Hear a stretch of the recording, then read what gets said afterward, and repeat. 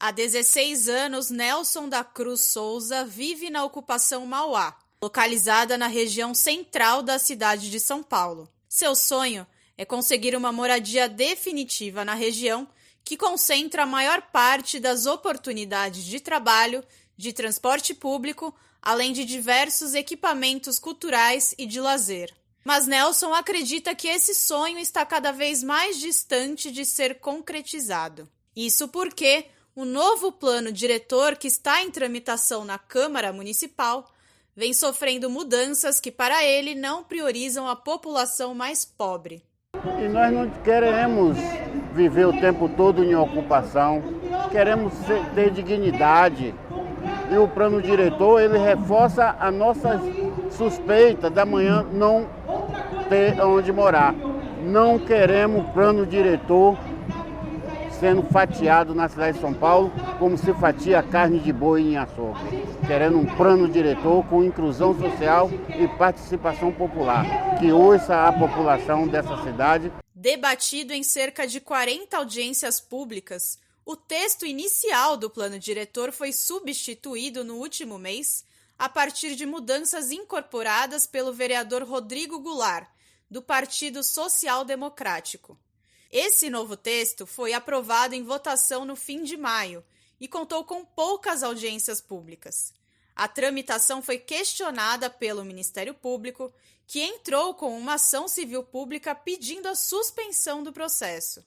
O pedido foi negado pela Justiça Paulista. Agora, a revisão será votada no dia 21. O texto atual substitui o plano diretor aprovado em 2014, que define como o município deverá se desenvolver. Se aprovada, a lei valerá até 2029. Apesar disso, são muitas as críticas, que vão desde a flexibilização da construção de obras na cidade até a verticalização e também a falta de participação popular na construção do substitutivo. Então, nesse plano diretor, a gente tem o que a gente considera um retrocesso, que é uma ampliação, do quadrante onde pode-se construir prédios numa altura mais elevada. Isso é muito prejudicial ao miolo dos bairros na cidade de São Paulo. A gente tem vários pontos e a gente tem denunciado, inclusive, uma disposição que a cidade tem historicamente, que é de expulsar a população preta e pobre de territórios que vêm sofrendo ampliação de políticas públicas e de equipamentos públicos na cidade. A gente viu recentemente na cidade uma explosão daqueles microapartamentos. Esses microapartamentos não incluem famílias, eles não são adequados para famílias morarem. Então, na verdade, esses microapartamentos vão sendo construídos e vão dando um lugar, na verdade, a um outro tipo de especulação imobiliária, que é transformar esses apartamentos em apartamentos para comércio, para fazer aluguel por aplicativo, essa coisa que a gente vê que tem acontecido na cidade de São Paulo. Quando você começa a ter esse tipo de empreendimento nos territórios, acaba encarecendo esse tipo de metro quadrado e impedindo que as pessoas continuem a morar nesse território. A coordenadora nacional do Movimento dos Trabalhadores Sem Teto, Débora Lima, critica a medida que autoriza a mudança na forma de pagamento da outorga onerosa, que é uma taxa paga pelas empreiteiras para construir acima do limite básico. No lugar do dinheiro, as empresas vão poder pagar a outorga na forma de obras de mobilidade e recapeamento, por exemplo. Hoje, os valores da outorga onerosa vão para o Fundo de Desenvolvimento Urbano de São Paulo, o Fundurb, usado em parte para investimentos da Prefeitura em habitação social.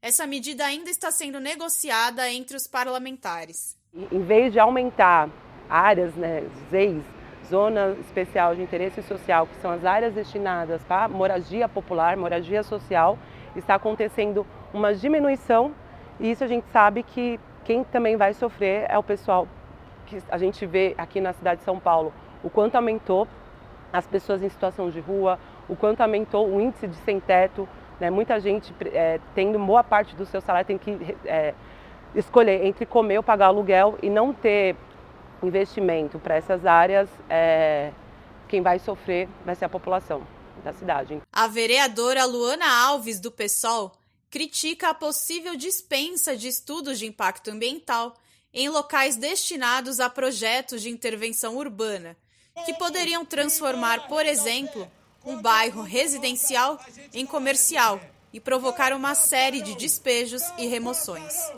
A parlamentar tentou incluir a emenda chave a chave ao plano. A medida obrigaria a prefeitura a direcionar para uma nova casa pessoas-alvo de despejo em função de obras relacionadas a mudanças previstas pelo plano diretor. Hoje, essas pessoas precisam entrar em uma fila para solicitar e posteriormente receber um auxílio aluguel de R$ 400. A emenda não foi acatada.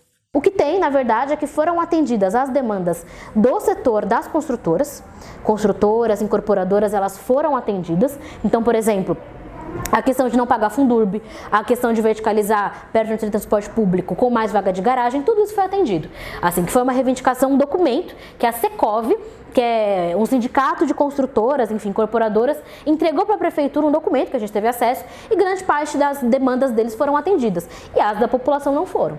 Assim, então o que aconteceu é que a gente percebeu que, infelizmente, é uma espécie de venda da cidade. Assim. Além do estímulo à circulação de carros, especialistas chamam a atenção para a ausência de debate sobre as ciclofaixas e ciclovias no atual texto do plano diretor. Quando você prioriza ter mais vagas de garagem ou permitir que imóveis próximos às áreas de transporte público ou de ônibus, linhas de ônibus e de metrô, tenham vagas de automóvel, você não está priorizando o transporte público, você só está agravando a circulação de automóvel em lugares que não é necessário. Outro ponto criado no novo texto e também criticado por ativistas são as praças urbanas privadas. Com concessão de praças, começando por esse ponto, elas são ruins. Eu cito um exemplo que é o Parque Trianon, que é concedido para um consórcio por 25 anos, que a gente fala, joga uma data, mas é sempre mais que isso. E ele está sucateado, ele não tem... Quem faz o mínimo de preservação é a população. E aí você, perto dele, você já tem o Parque da Aclimação, que é público, que ainda é gerido pela prefeitura, e a situação é completamente diferente. Parque privado, privatizar as coisas não melhora o meio ambiente de maneira nenhuma. Porque quando você privatiza, você está tirando o dever que é do Estado, né? O dever do Estado de fazer aquela manutenção daquele ambiente. Quando você olha para cima, talvez você nunca mais vai ver o céu, né? Você não vai respirar dentro da cidade. Essa proposta está acabando com o viver em São Paulo.